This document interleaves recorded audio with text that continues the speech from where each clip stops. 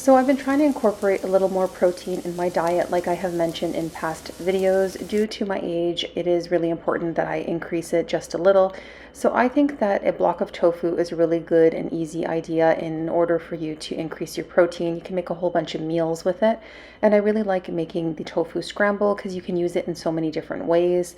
So I had some sourdough bread that was high in protein as well, just to give me that boost. So I put my scramble on top of my toast and I just had frozen veggies, so that's what I used.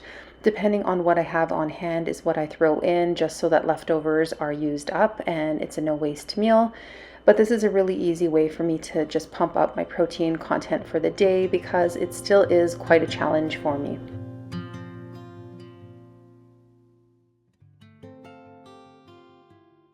So I have made mushroom soups many times on the channel in different ways, using dry mushrooms, using fresh mushrooms.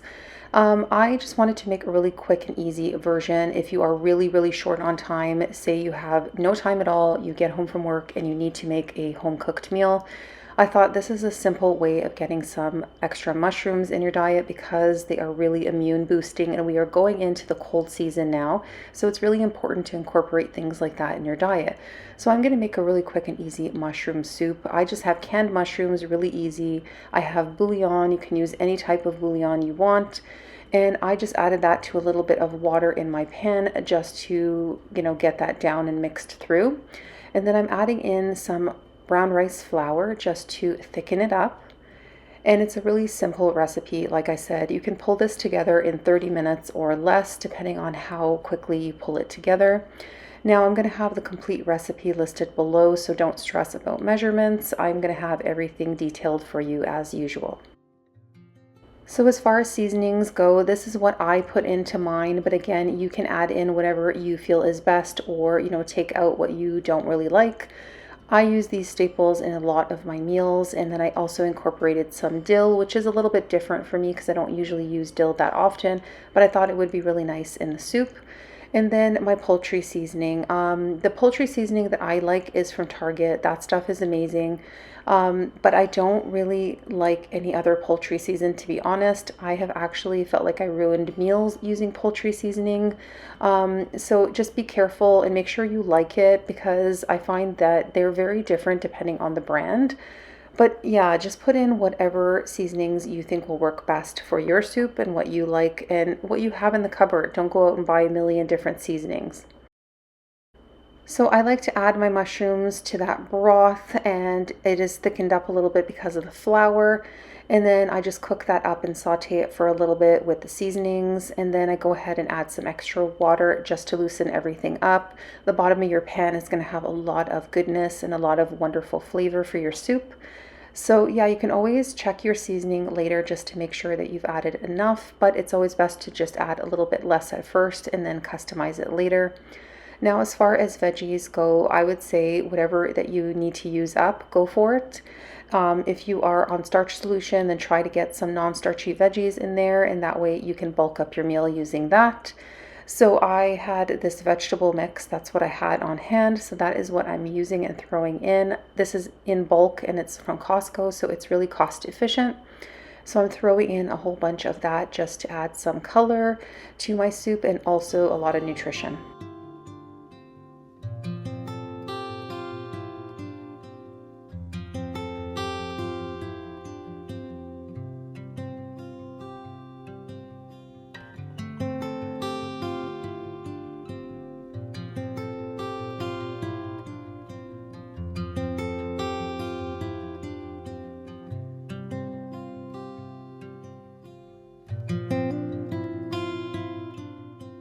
So I like to use a soy milk. That is my favorite just because it's higher in protein. So if I can't find any, then I usually opt for like an almond, but usually it's soy. And you want an unflavored milk, of course. That way you're not adding like vanilla milk to your soup. So get an unflavored, unsweetened one, and it's going to add a lot of creaminess and a lot of extra nutrition as well into your soup. So again, this is a very staple ingredients, things that people have on hand all the time. If you keep things like this, like even canned mushrooms, yes, obviously it's better to have fresh. I always encourage fresh first. But if you can get frozen, that would be a secondary, best.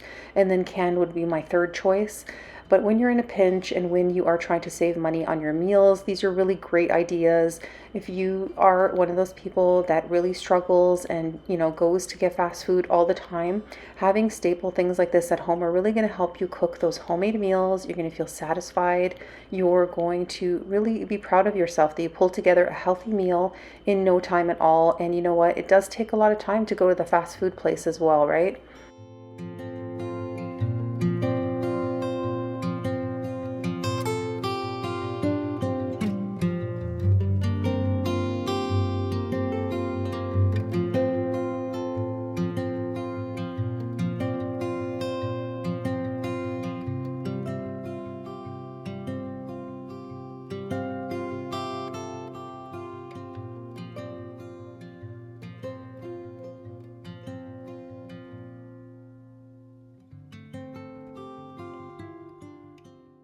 So this is an optional ingredient, but if you had liquid smoke and you are okay with using it, then go ahead and add a few drops of that to your soup. It's going to add a lot of nice smokiness to it and just give your soup that oomph for flavor. So you can use whatever starch you have on hand. Like I say, it's always good to have them already pre-cooked, and it's for this reason. You can pull together a meal really quickly because you already have it cooked. So I have rice on hand, so that's what I'm going to use. That's going to be my starch of choice. If I had potatoes, I would cut them up really small and I would use that. So just dice up your potatoes, put it in your bowl, and then you're going to ladle the soup right into your bowl. And if it's rice that you're using, put rice in your bowl and then ladle your soup in. It's going to be really delicious and it's going to keep you full for a long time. And again, this was done in like 30 minutes or less, and you have a home cooked meal that's really hearty and really healthy. So this is the time of year when I am drying out all my herbs. I grew some saffron in the backyard. We always do saffron every year and then we use it for the year. Usually actually it will last me even longer because you only need a pinch when you're cooking with it. So I'm just drying that out and that way I have it and I will store it in a container and it will be handy for the whole winter and into next year until I can grow it again.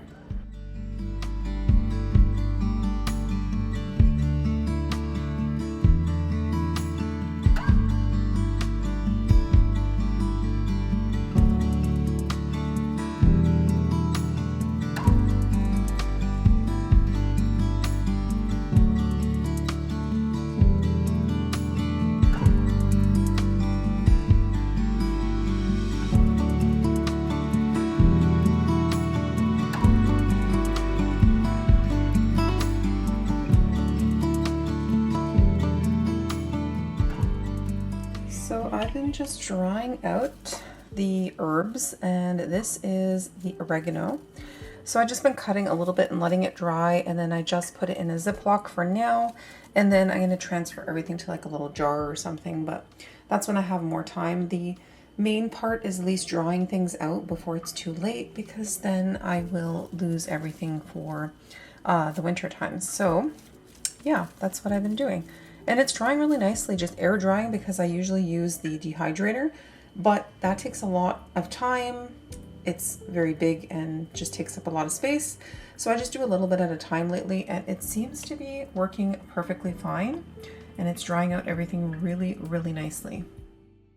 So now that we're coming to the end of the season and I have a ton of tea going, I don't have the space to dry it like this anymore. So I did take out the dehydrator and I am using it now. That way I can make all my tea bags and have all my tea ready for my winter tea bags. So yeah, it did end up coming out, but I do like keeping a whole bunch just drying, air drying on the counter as well. I just have a lot to get through right now.